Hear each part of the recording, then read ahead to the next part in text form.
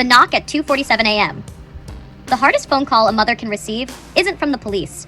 It's the one that comes from her own child, barely able to whisper through tears, convinced she may not survive the night. At exactly 2:47 on a rainy Tuesday morning, Evelyn Carter woke to frantic pounding on her front door. Not polite knocking, not someone asking for help.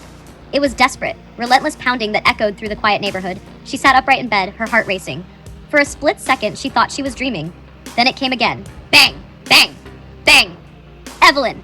The voice was weak, broken, almost impossible to recognize. She threw off the blankets and hurried downstairs barefoot, every terrible possibility racing through her mind. When she switched on the porch light, she froze.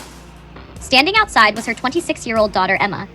Only 6 hours earlier, Emma had looked like every father's dream, walking down the aisle in an elegant white wedding gown. Now that same dress was soaked with rain, streaked with mud, and stained with blood. Her veil was gone. One sleeve had been ripped completely away. Her lip was split. Dark bruises were already spreading across her cheek. She looked like someone who had escaped a nightmare. Evelyn yanked the door open before Emma could collapse. The young woman stumbled forward, shaking uncontrollably. Without saying a word, Evelyn wrapped both arms around her daughter. Emma buried her face into her mother's shoulder and began sobbing so hard she could barely breathe. "Oh, sweetheart?" Evelyn's own voice trembled. What happened? Emma couldn't answer. She simply clung tighter. It took nearly 5 minutes before she managed to whisper 4 words. "They tried to kill me." Everything inside Evelyn stopped. Those 4 words changed the course of both their lives.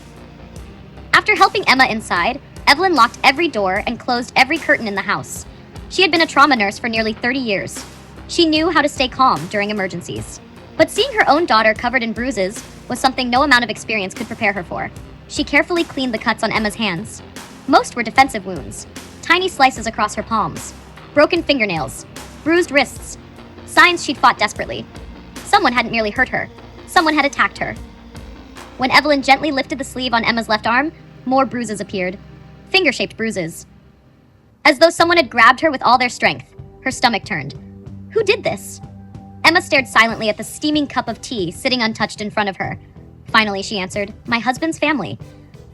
The room became perfectly still. Evelyn blinked. What? They wanted the apartment. For a moment, neither sentence made any sense. Apartment? What apartment? Then Evelyn remembered. 3 months earlier, Emma's grandfather had passed away. Before his death, he left Emma something unexpected. Not cash. Not jewelry. A luxury penthouse overlooking Chicago's lakefront, worth nearly $4 million.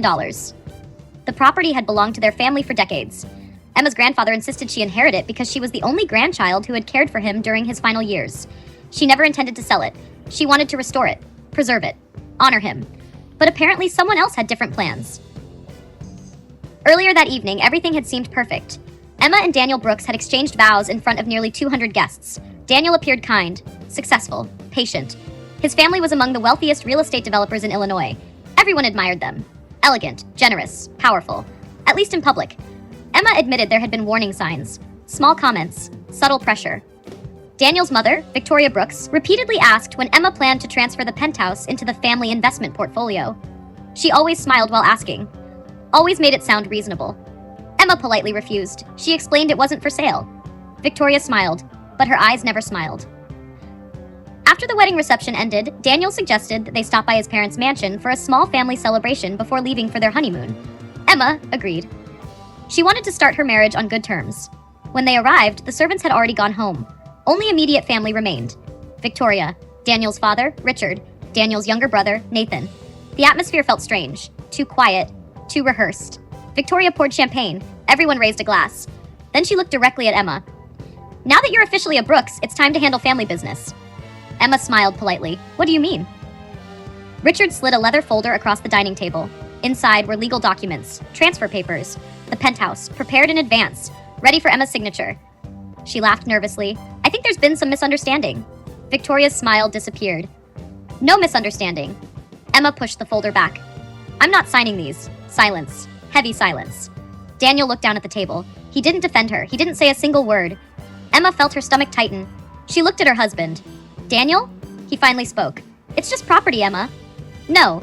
It stays in your name on paper. We simply manage it." "No." Victoria leaned forward. "You don't understand what you're refusing." Emma stood. "I understand perfectly." She picked up her purse. "I think we should leave." Daniel remained seated. "I'm staying." Emma stared at him. I'm your wife. He wouldn't meet her eyes. Victoria calmly folded her hands. You'll sign before sunrise. Emma suddenly realized she wasn't a guest anymore. She was trapped. She grabbed her phone. No signal. Richard quietly placed a small device on the table, a signal jammer. Everything had been planned. Emma hurried toward the front entrance. Locked. Every other door. Locked. Nathan blocked the hallway. I'm sorry, he muttered. His voice sounded ashamed. Victoria stood behind Emma. You embarrassed this family. I said no. Victoria slapped her. Hard. The force knocked Emma into a marble table. Pain exploded across her shoulder. She stared in disbelief. Daniel still hadn't moved. Not once. Not even now. Victoria picked up the transfer papers. You'll sign. Emma shook her head. Victoria nodded toward Richard. He grabbed Emma's wrist. She fought back with every ounce of strength she had. The pen flew across the room. A vase shattered. Emma kicked Richard in the knee. Nathan hesitated. That single hesitation created an opening. Emma sprinted toward the kitchen. She found a service entrance that wasn't fully locked. She shoved it open. An alarm sounded. Rain poured outside. She didn't stop running. Not once. Barefoot. Still wearing her wedding dress. She ran through dark streets for nearly 3 miles until she reached the only place she knew she would always be safe. Home. Back in Evelyn's kitchen, dawn slowly began to break. Emma finished telling the story. Neither woman noticed the sunrise. Neither spoke. Finally, Evelyn reached across the table. We're calling the police. Emma hesitated. They're powerful. I don't care. They know judges. I don't care. They have money. Evelyn squeezed her daughter's hand tighter. They made one mistake. Emma looked up. They underestimated a mother. For the first time since arriving, Emma managed the smallest hint of a smile. It lasted only seconds. Then headlights swept across the living room windows. Both women turned toward the front of the house. A black luxury SUV rolled slowly to the curb. It didn't park. It simply idled, watching. Another SUV appeared behind it. The engines remained running. Neither vehicle displayed license plates. A tall man stepped out of the first SUV. Perfect black suit, black umbrella, black leather gloves. He walked calmly to Evelyn's front door. Then, 3 slow knocks echoed through the silent house. Knock, knock, knock. Emma's face turned completely white. She whispered only one sentence. They found me. The men outside. Emma didn't breathe. She simply stared through the living room curtains, her face drained of color. They're here, she whispered again. They found me. Evelyn slowly pulled her daughter away from the window. No one looks outside again. The years she had spent working in emergency medicine had taught her one lesson above all others. Panic made people predictable. Predictable people made mistakes. She reached into the kitchen drawer and removed the cordless phone. Stay here. Emma grabbed her mother's wrist. No, don't answer the door. I'm not planning to. 3 more knocks echoed through the house, slow, deliberate, as if whoever stood outside already knew they were inside. Knock, knock, knock. Then a calm male voice came through the door. Mrs. Carter? Evelyn didn't respond. We're only here to talk. Silence. My employer would appreciate 5 minutes. Still nothing. The man sighed. I'd hate for this situation to become unpleasant. Emma began shaking again.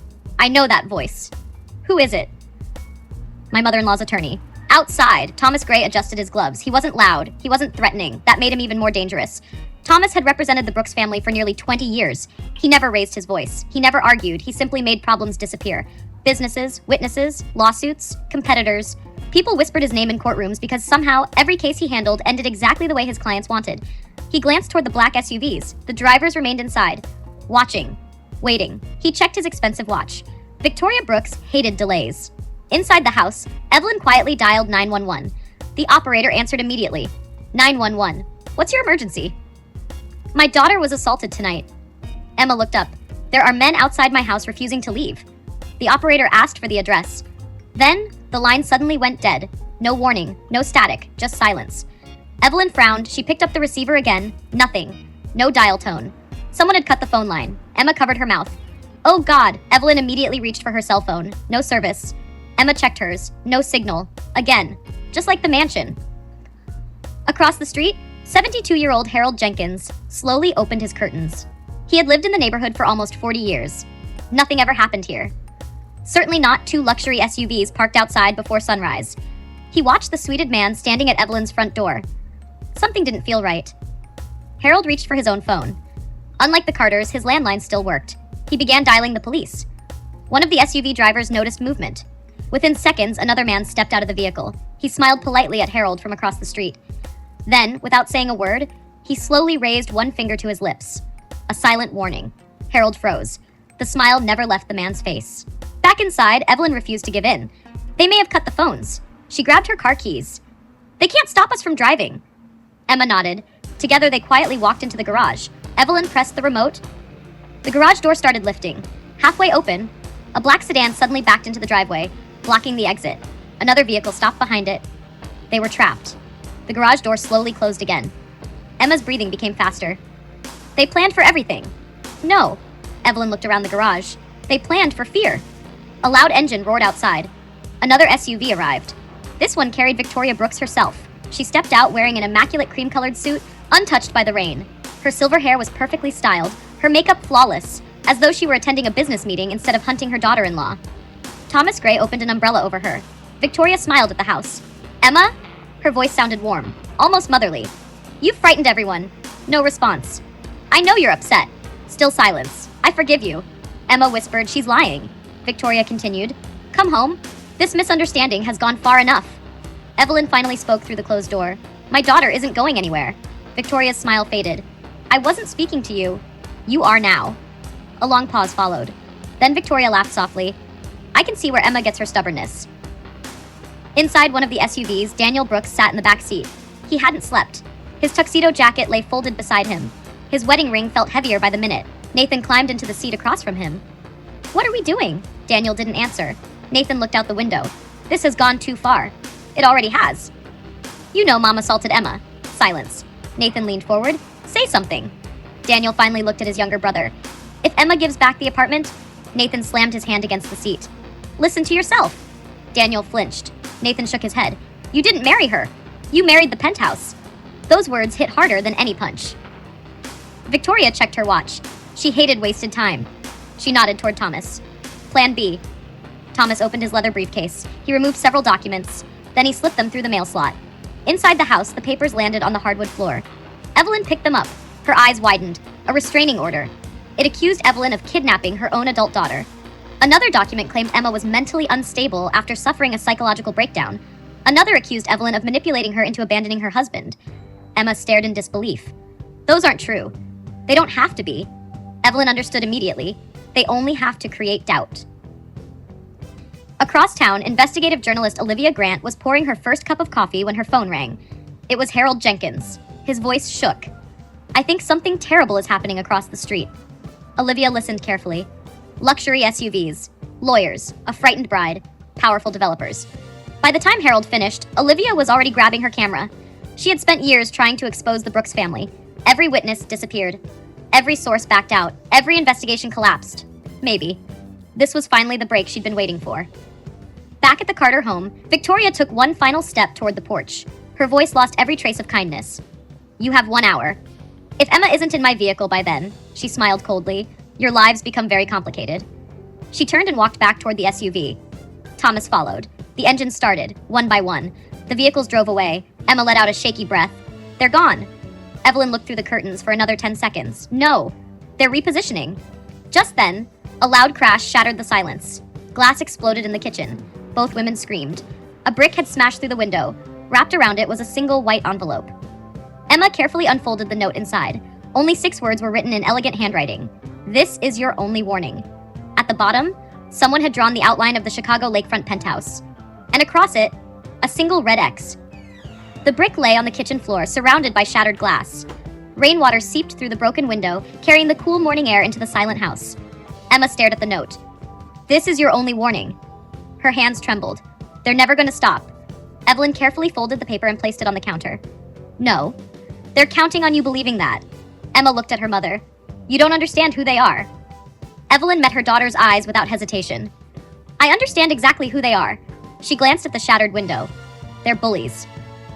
And bullies always panic when someone refuses to back down. Across town, Victoria Brooks sat in her private office overlooking downtown Chicago. Floor-to-ceiling windows framed the skyline. Everything in the room reflected power. Imported marble, original artwork, antique furniture. Nothing had been chosen for comfort. Everything existed to remind visitors exactly who owned the room. Thomas Gray entered without knocking. They didn't leave. Victoria wasn't surprised. I expected as much. Thomas placed several photographs on her desk. One showed Evelyn helping Emma into the house. Another showed the broken kitchen window. A third showed Harold Jenkins standing on his porch with binoculars. Victoria studied the photos. Who's the old man? A neighbor. Does he know anything? We're looking into it. She slid the photos aside. And Emma? Still refusing. Victoria smiled. Everyone refuses. At first. Meanwhile, nearly 20 miles away, Olivia Grant parked her car outside the Carter home. She immediately noticed the broken window, the tire tracks, the expensive black paint left on the curb. Someone with money had been here. She grabbed her camera and notebook. Before reaching the front porch, she heard someone call her name. It was Harold Jenkins. You the reporter? She nodded. I saw everything. You called me. I did. Harold lowered his voice. But there's something I didn't mention. What? He reached into his jacket pocket. I've got security cameras. Olivia's eyes widened. You recorded them? I think so. Inside the Carter home, Emma helped her mother clean the broken glass. Neither had spoken much during the past hour. Both knew the silence couldn't last forever. Finally, Emma said quietly, I should leave. Evelyn didn't even look up. No. If I stay, they'll come back. They'll come back anyway. I don't want you getting hurt because of me. Evelyn stopped sweeping. She leaned the broom against the wall. When you were 5 years old, you fell off your bicycle. Emma looked confused. You ran home crying because your knees were bleeding. I remember. You apologized for getting blood on my shirt. Emma smiled faintly. I did. And do you remember what I told you? Emma thought for a moment. Then her eyes filled with tears. You said, shirts can be washed. Daughters can't be replaced. Evelyn gently held her face. That hasn't changed. The front doorbell rang. Both women froze. Another ring. Then a calm female voice. I'm Olivia Grant with Channel 7 News. I'd like to speak with Emma Carter. Evelyn cautiously looked through the peephole. A woman in her early 30s stood alone. Camera hanging over one shoulder, press badge around her neck. No black SUVs, no lawyers, no Victoria. Evelyn opened the door just enough. How did you find us? A neighbor called me. Emma stepped forward. I don't want publicity. Olivia nodded. I understand. But I think you need to see something. She turned her camera around. It wasn't a photograph. It was video. Security footage from across the street. The footage clearly showed Victoria Brooks arriving. Thomas Gray, the SUVs, the brick crashing through the kitchen window. Emma gasped. They're on camera. Olivia nodded. And that's not all. Harold arrived carrying a small hard drive. I've got recordings from 4 different cameras. Olivia smiled. Mr. Jenkins believes in home security. Harold shrugged. My wife always said I was paranoid. He looked toward the broken window. Maybe she was wrong. They connected the drive to Evelyn's laptop. Hours of footage appeared. Everything from the morning. The threatening visit, the brick, the mysterious vehicles. Then, something unexpected. A black SUV parked down the street around midnight. Nearly 3 hours before Emma arrived. Emma leaned closer. They were waiting. Thomas Gray stepped out of the SUV. He walked toward Evelyn's house. Not the front door, the backyard. He disappeared behind the fence. 5 minutes later, he returned carrying something small. He placed it inside his briefcase. Olivia paused the video. What was that? No one knew. Across the city, Daniel sat alone in his penthouse apartment. His phone buzzed. Mother calling. He ignored it. 30 seconds later, again.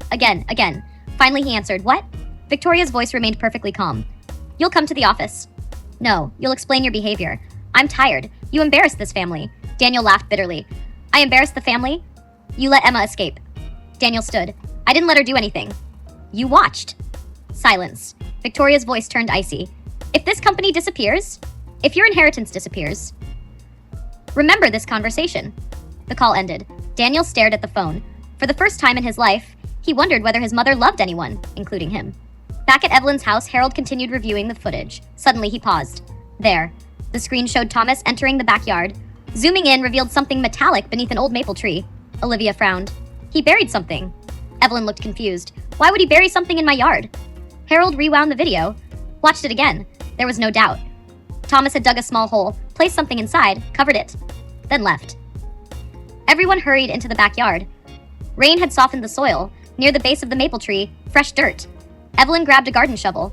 Within minutes, the metal blade struck something solid. Clang. Emma knelt beside the hole. Together, they uncovered a small, rusted lockbox. No larger than a shoebox. There was no name, no markings, only an old brass keyhole. Emma whispered, What is it? Evelyn carefully lifted it out. It's heavy. Harold examined the lock. No combination. Just a key. Olivia looked around. Did anyone find one? Nothing. Until Emma remembered. My grandfather. Everyone turned toward her. He always wore an old brass key on a chain around his neck. The day he died, he asked me never to lose it. Evelyn's expression changed. Where is it? Emma's breathing quickened. My jewelry box. In the penthouse. Silence filled the yard.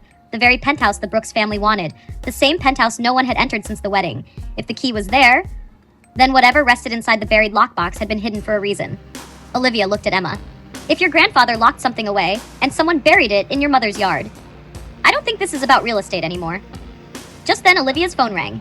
She answered. Within seconds, the color drained from her face. She slowly lowered the phone.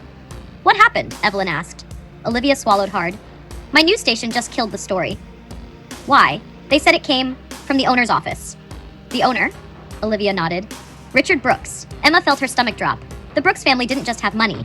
They controlled the media. And if they were willing to bury a news story, what else had they buried? The penthouse. For the first time since her wedding night, Emma realized the Brooks family might not be chasing an apartment. They might be chasing whatever was hidden inside it. The rusted lockbox thus sat on Evelyn's kitchen table, untouched. Every few minutes, someone glanced at it. No one dared force it open.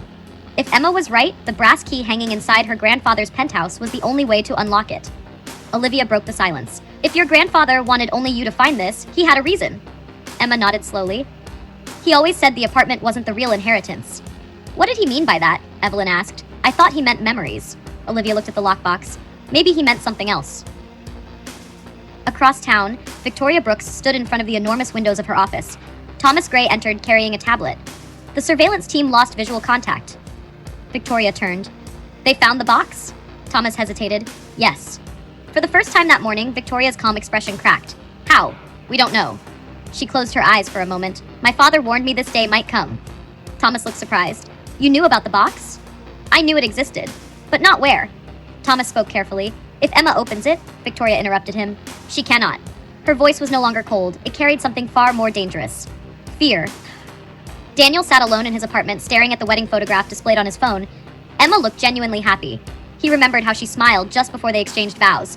She had trusted him completely. A knock interrupted his thoughts. Nathan walked inside without waiting. You look terrible. I feel worse. Nathan tossed a folder onto the coffee table. What is it? I hired someone. Daniel frowned. A private investigator. You did what? I wanted to know why Mom is obsessed with that penthouse. Daniel opened the folder. Inside were copies of old newspaper articles dating back 30 years. Every headline mentioned the same thing. Carter Development whistleblower missing, city corruption investigation, collapses, local builder disappears before testifying. Daniel looked confused. What does this have to do with Emma? Nathan pointed to a black and white photograph. Standing beside the missing builder was Emma's grandfather. Meanwhile, Olivia had made a decision. If the television station won't air the story, she closed her laptop. I'll publish it myself. Evelyn smiled. Can you do that? I've spent 5 years building my own investigative website. It reaches millions. Emma looked hopeful. What if they shut that down too? Olivia smiled. They've tried before. She uploaded the security footage, the threatening visit, the brick through the window, the luxury SUVs. Within 20 minutes, the article had been shared thousands of times. Comments poured in. Then one comment caught Olivia's attention. It came from an anonymous account. Your grandfather tried to expose them once. They silenced him. Don't make the same mistake. Olivia immediately tried tracing the account. Before she could, it disappeared. Deleted. That afternoon, Emma stood in front of her bedroom mirror. The bruises across her face had darkened. She barely recognized herself. Her wedding ring still rested on her finger. Slowly, she removed it. She placed it on the dresser. I'm done.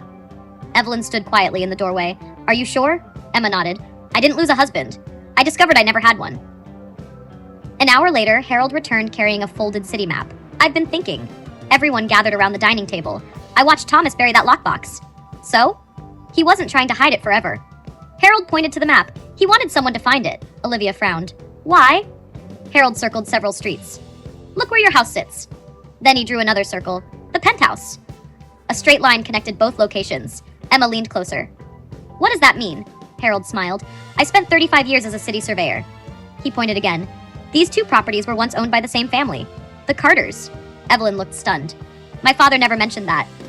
He probably didn't know. Harold tapped the paper. Whatever your grandfather hid, he expected someone to search the penthouse first, but he secretly moved it here. Emma stared at the lockbox. So the apartment was never the treasure. No. Harold looked thoughtful. It was the distraction. That evening, Olivia received an unexpected phone call.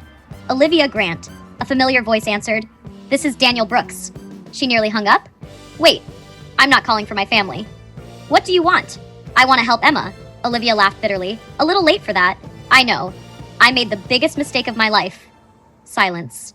Then Daniel said something that changed everything. I know how to get you into the penthouse. 40 minutes later, Daniel arrived at an abandoned parking garage. Olivia waited beside her car. She never lowered the window. You came alone? Yes. She studied him carefully. You don't look like the man from the wedding photos. I'm not. No, you look guilty. Daniel didn't argue. Instead, he handed her a small electronic keycard. The building security still recognizes me. Olivia accepted it cautiously. Why help us? Daniel looked toward the city skyline. When Emma said no, I should have stood beside her. I didn't. And now I have one chance to make that right. Olivia searched his face. For the first time, she believed him.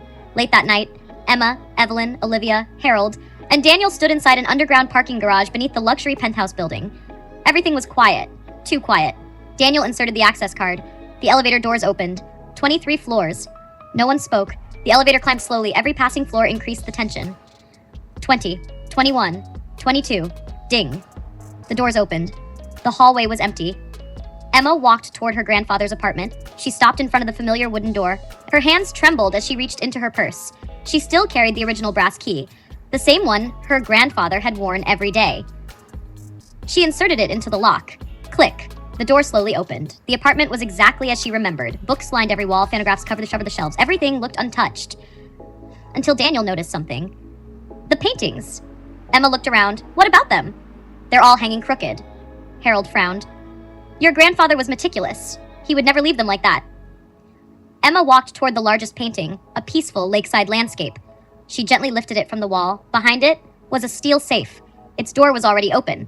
Empty. On the inside, taped to the metal, was a single envelope. Emma carefully opened it. Inside was a handwritten note. It read, open quote, if you're reading this, they came before you did. Don't trust the police, don't trust the courts. Trust only the ledger. It proves everything. And if Victoria Brooks is still looking for it, she's already too late. Close quote.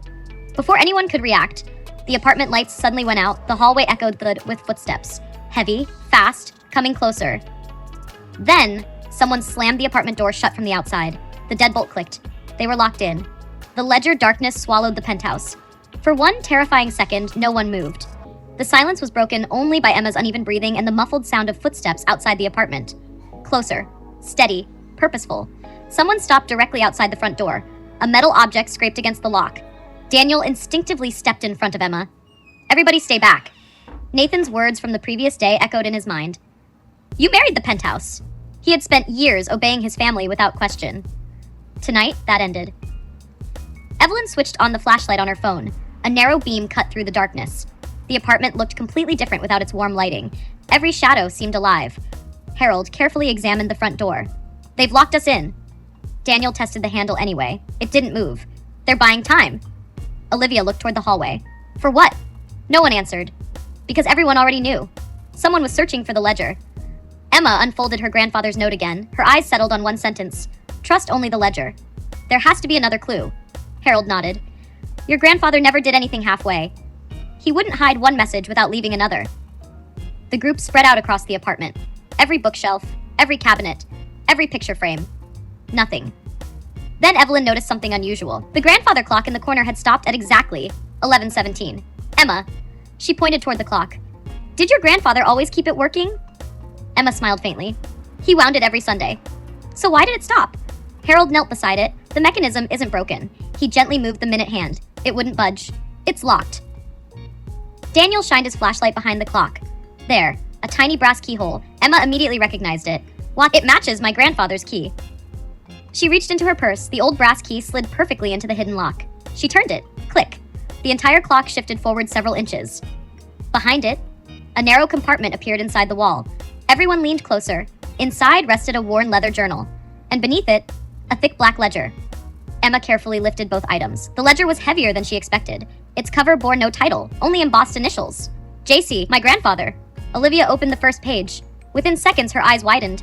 This isn't a financial record. What is it? Daniel asked. It's evidence. Every page contained names, dates, property addresses, bank account numbers, signed agreements, photographs, letters, newspaper clippings. Harold adjusted his glasses. My God. Olivia turned another page, then another, then another. This covers almost 30 years. Emma looked over her shoulder. What does it prove? Olivia took a slow breath.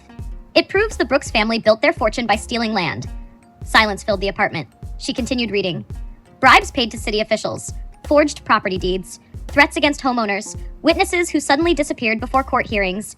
Every accusation was backed by documents, receipts, Recorded conversations, signed affidavits.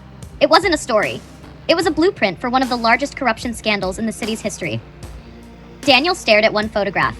It showed his father shaking hands with a local judge. An envelope full of cash sat between them. He felt sick. I never knew. Olivia looked at him. Are you sure? He nodded. My father always said our success came from hard work. Emma quietly closed the ledger. No. It came from destroying families. Evelyn opened the leather journal. Unlike the ledger, it wasn't filled with evidence. It was personal. Her father had written in it almost every day. Emma began reading aloud. Open quote.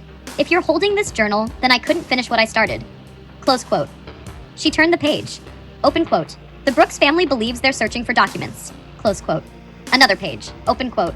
They're wrong. Close quote. Another. Open quote. The documents are only half the truth. Close quote. Emma frowned. What does that mean? She continued. Open quote. The real evidence is hidden where no one would ever think to look. Close quote. Harold looked up. So this isn't everything. Emma flipped to the final page. A single sentence had been written in bold handwriting. Open quote. Follow the lighthouse. Close quote. Lighthouse? Daniel looked confused. There isn't a lighthouse in downtown Chicago. Emma thought for several seconds. Then she gasped. The music box. Everyone looked at her. My grandfather owned an old wooden music box. It had a tiny lighthouse carved on top. Where is it? Evelyn asked. Emma's face fell. I left it here. She searched the living room shelves. Nothing. The bedroom. Nothing. The study. Empty. Daniel suddenly remembered. My mother. Emma looked at him. After your grandfather's funeral. She admired that music box. She asked if she could borrow it. Emma's stomach tightened. I said yes. Olivia slowly closed the ledger. Then Victoria already has it. At that exact moment, Victoria Brooks sat alone inside her private office. The wooden music box rested on her desk. She turned the tiny brass key. Soft music filled the room, a familiar lullaby. She smiled. You were clever, James, but not clever enough. The melody ended. Nothing happened. Her smile faded. She examined the lighthouse carving more closely. One of the windows looked different. She pressed it. Sat click. A hidden drawer slid open. Inside, nothing. Only a folded piece of paper. Victoria unfolded it. Her confident expression vanished. The paper contained only 6 handwritten words. The truth already left this room. For the first time in decades, Victoria Brooks slammed her fist against the desk. No! Back at the penthouse, Olivia suddenly froze. Listen. Footsteps again. This time, inside the apartment, everyone turned toward the hallway. Impossible. The front door was still locked. The footsteps grew louder. Closer. Then a man's voice echoed from the darkness. You found it. No one recognized the voice. A tall figure stepped into the flashlight beam. Gray hair, weathered face, long black coat. He slowly raised both hands. I'm not your enemy. Emma stared at him. Her heart nearly stopped. She had seen his face before, only in old family photographs. She whispered in disbelief. My grandfather's business partner. Michael Reynolds. The man nodded slowly. The one everyone believes died 28 years ago. No one spoke. The flashlight beam remained fixed on the elderly man standing in the hallway. Emma's heart pounded so hard she could hear it in her ears. She recognized him immediately. Michael Reynolds, her grandfather's closest friend. The man newspapers had declared dead 28 years earlier after a boating accident on Lake Michigan. Emma had attended his memorial service as a little girl. She remembered placing a single white rose beside an empty casket. Now, he was standing 10 feet away, alive. Daniel took one cautious step forward. Who are you? The man slowly removed his rain-soaked coat and laid it over a chair. My name is Michael Reynolds. I know that's difficult to believe. Olivia never lowered her camera. Prove it. Michael nodded. Fair enough.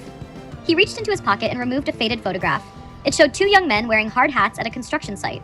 One was Emma's grandfather, James Carter. The other was Michael. The back of the photo read, James and Mike. First building. Summer 1988. Brothers by choice. Emma's eyes filled with tears. I've seen that picture. It used to hang in Grandpa's office. Michael smiled sadly. He gave me the original. Harold frowned. If you're alive, whose funeral did we attend? Michael looked toward the rain-covered windows. A man who died saving my life.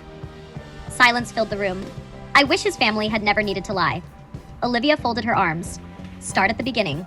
Michael nodded. You deserve the truth. 30 years earlier, James Carter and Michael Reynolds had built one of Chicago's fastest-growing construction companies. They believed in honest work, fair wages, affordable housing. Their reputation attracted investors from across the state. One of those investors was Richard Brooks.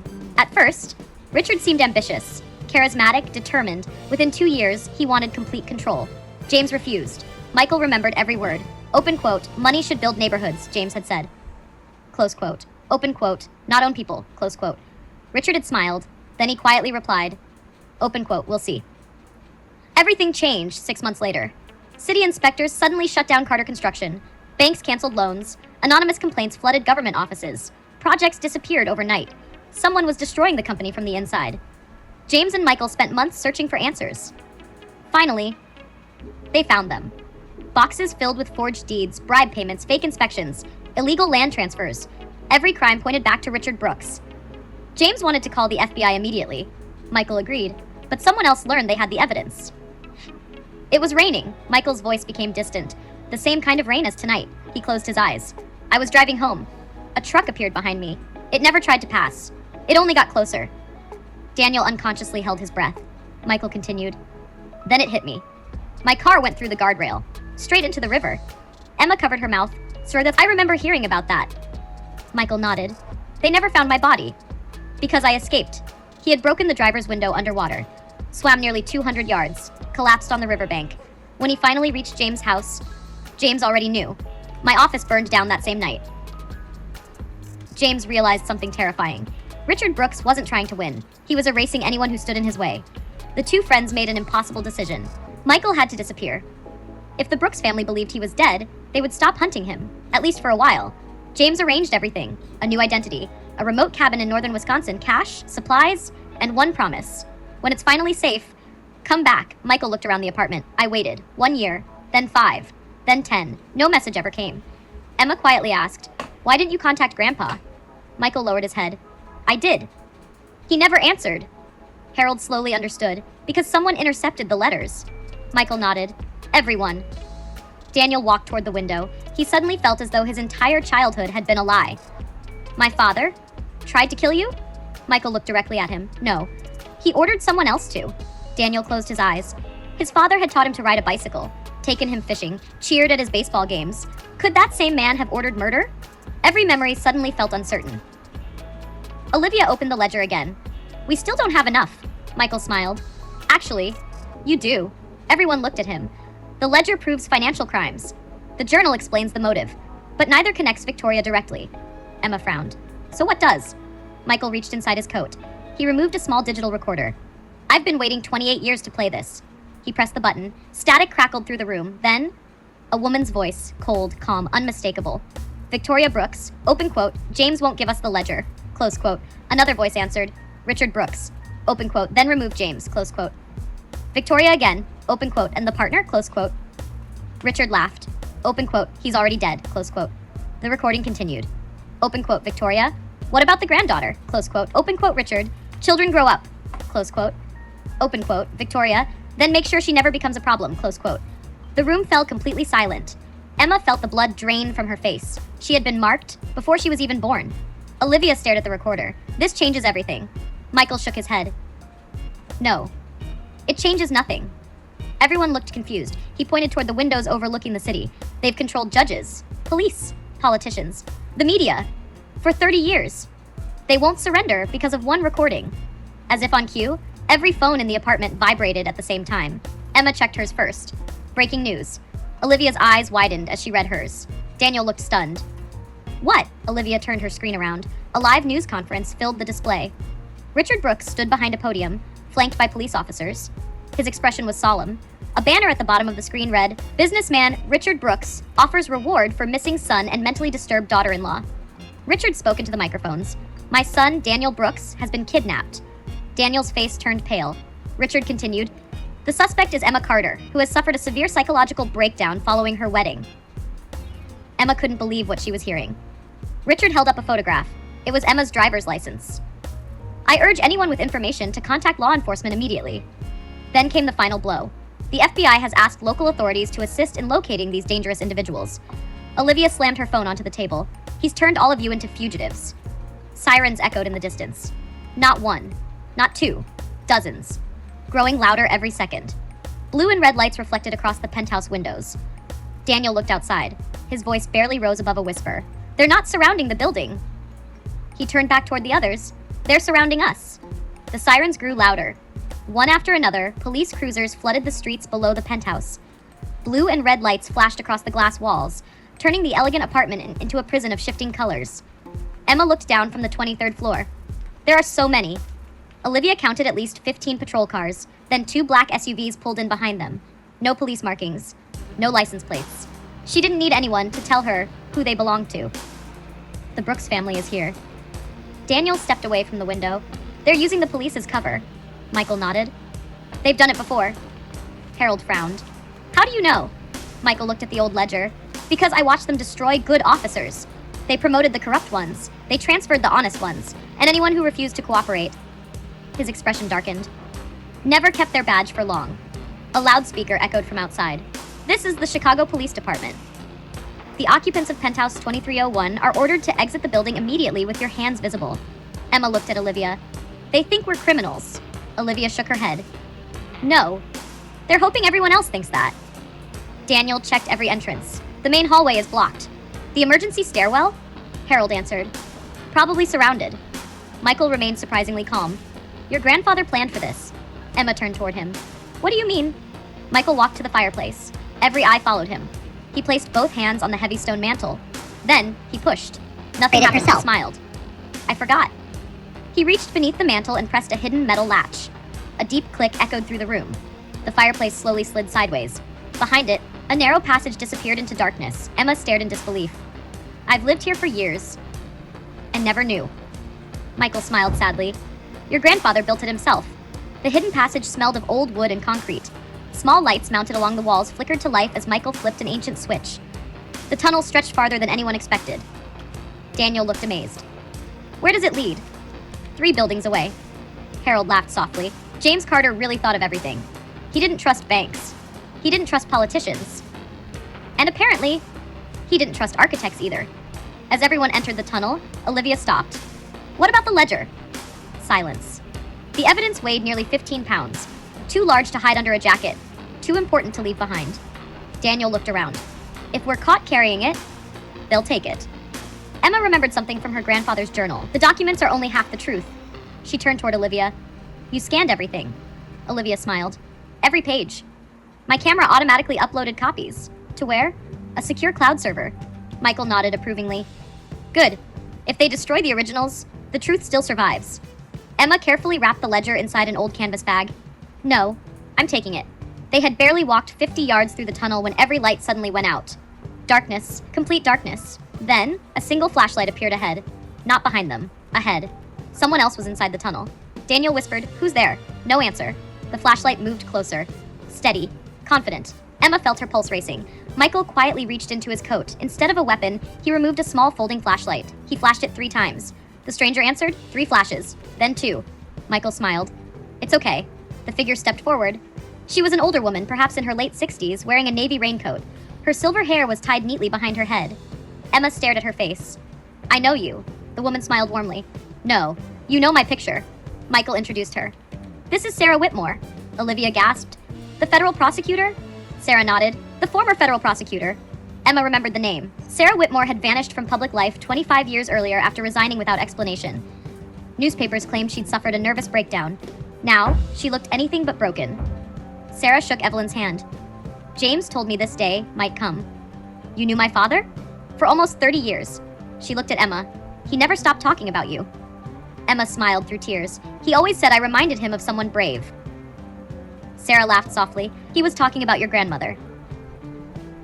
They continued through the tunnel until they reached a reinforced steel door. Sarah unlocked it with a small brass key. Beyond it waited an abandoned printing warehouse. Dust covered every machine. Sunlight filtered through cracked windows. Outside, the city was waking up. For the first time in hours, they were free, or so they thought. Olivia's phone buzzed. She checked the screen. Her latest article had exploded online. 20 million views. Thousands of comments. Hundreds of journalists were now asking questions. The Brooks family was trending nationwide.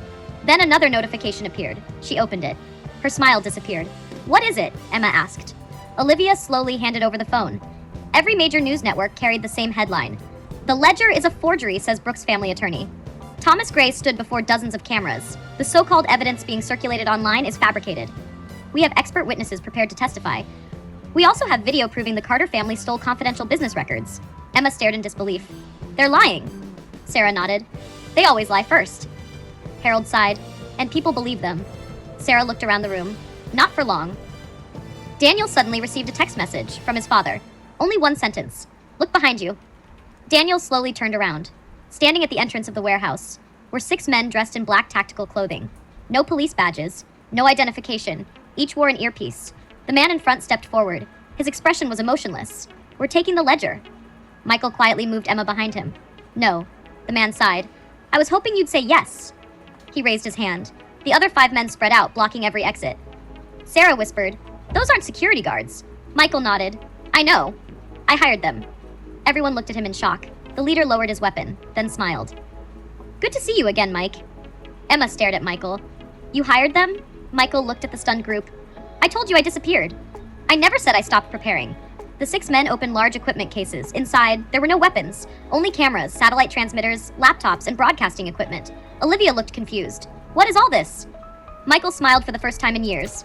For 28 years, I've been building one final insurance policy. He pressed a button on a small remote. A giant monitor inside the warehouse flickered to life. Then another. Then another. Live feeds appeared from television stations across the country. Every major network, every streaming platform, every social media service. Sarah's eyes widened. You can access all of them? Michael nodded. For exactly 10 minutes. Emma looked at the ledger in her hands. What happens after 10 minutes?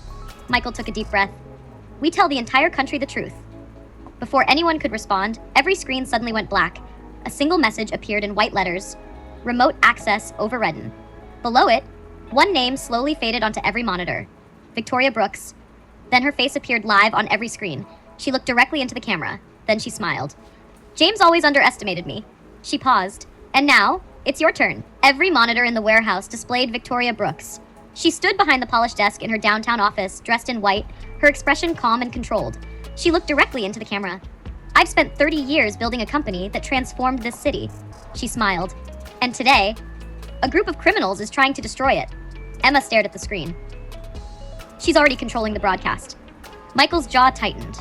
No, she's controlling our broadcast. Victoria continued.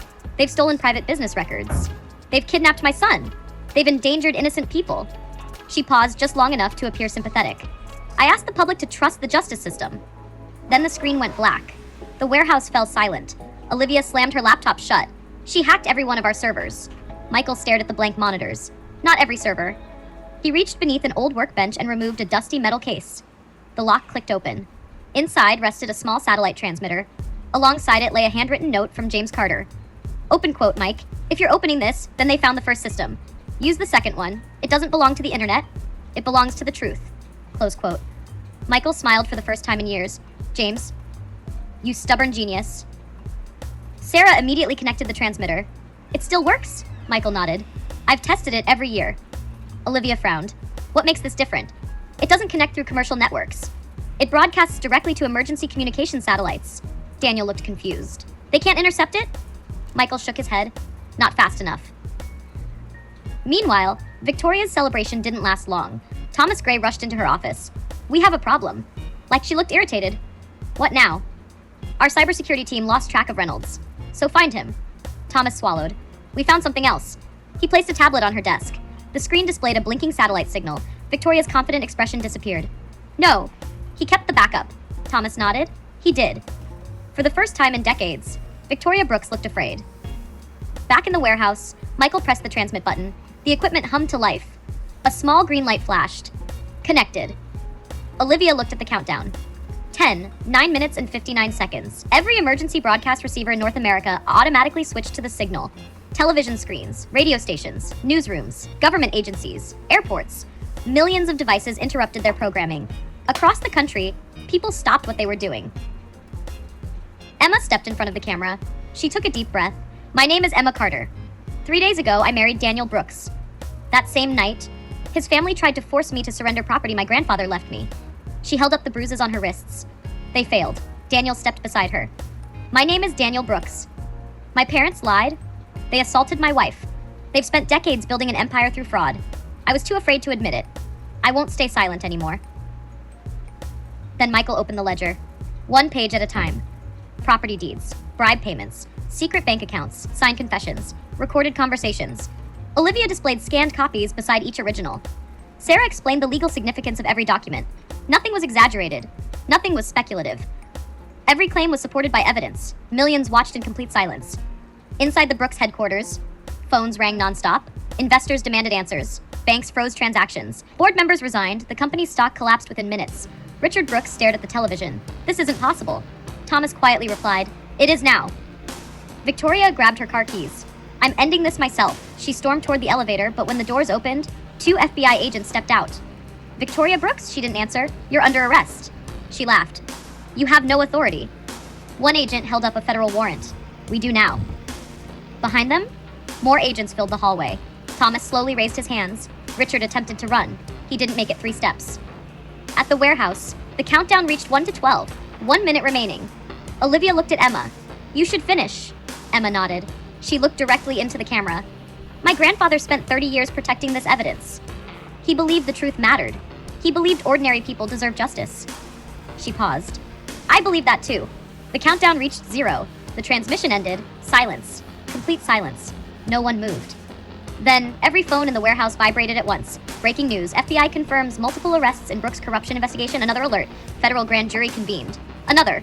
Brooks development files for emergency bankruptcy protection. Olivia smiled. "It's over." Michael slowly shook his head. "No. It's beginning." 6 months later, spring returned to Chicago. The penthouse overlooking the lake had been restored exactly as James Carter had imagined. Fresh flowers decorated the balcony. The walls displayed family photographs once again. No hidden safes, no secret tunnels, no fear. Emma stood on the balcony watching sailboats cross the water.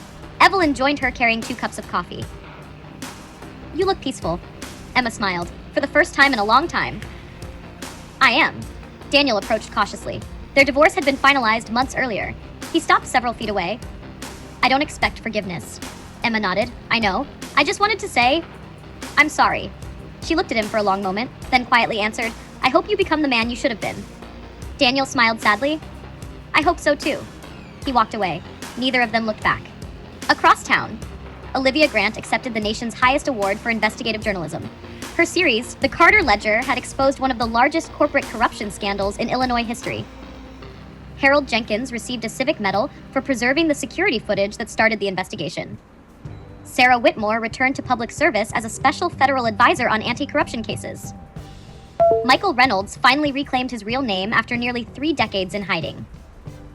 At James Carter's gravesite, he placed the original ledger beneath a bouquet of white lilies. "I kept my promise, old friend." The truth won. Emma knelt beside her grandfather's headstone. She smiled through quiet tears. "You were right. Buildings don't make a legacy. People do." A gentle breeze swept across the cemetery. The clouds parted. Sunlight warmed the stone. Emma slipped the old brass key into her pocket one last time. She would never need to unlock another secret. Some doors were meant to stay closed. Others only needed one brave person willing to open them. The end.